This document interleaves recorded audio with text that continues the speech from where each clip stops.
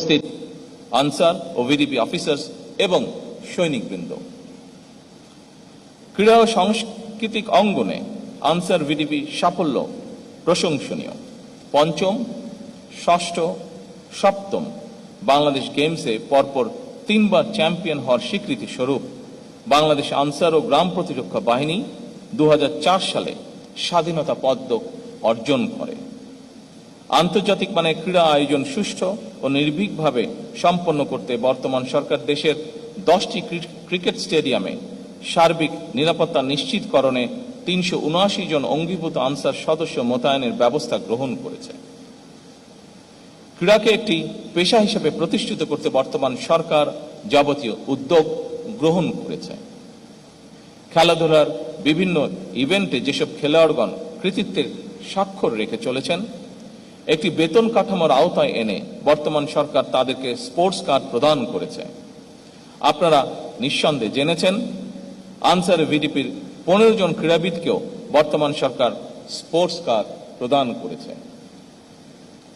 উপস্থিত আনসার ও VDP officers এবং সৈনিকবৃন্দ, answer ও VDP বাহিনীর কাঠামোগত উন্নয়নের অংশ হিসাবে আনসার ব্যাটালিয়ন বিধিমালা 2026, ভিডিপি বিধিমালা 2026, অঙ্গীভূত আনসার বিধিমালা 2026 এবং আনসার ব্যাটালিয়ন সদস্য নিয়োগ ও পদোন্নতি বিধিমালা 2026 এর খসড়া প্রণয়নের কার্যক্রম বলা যায় প্রায় চূড়ান্ত পর্যায়ে রয়েছে।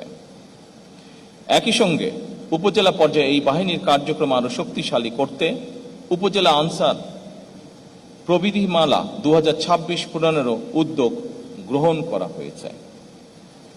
প্রশাসনিক স্বচ্ছতা ও শৃঙ্খলা জোরদার করার লক্ষ্যে বাহিনীর সদর দপ্তরে বায়োমেট্রিক উপস্থিতি ব্যবস্থা চালু করা হয়েছে, যা আধুনিক ও জবাবদিহিমূলক ব্যবস্থার একটি গুরুত্বপূর্ণ দৃষ্টান্ত।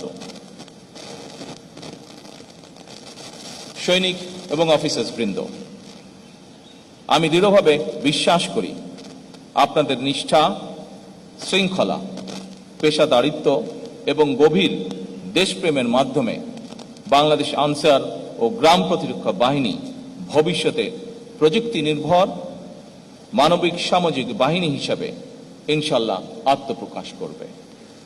সবশেষে আমি বাহিনীর সকল সদস্যকে আবারও আন্তরিক ধন্যবাদ জানাই এবং আপনাদের উত্তরোত্তর সাফল্য কামনা করি।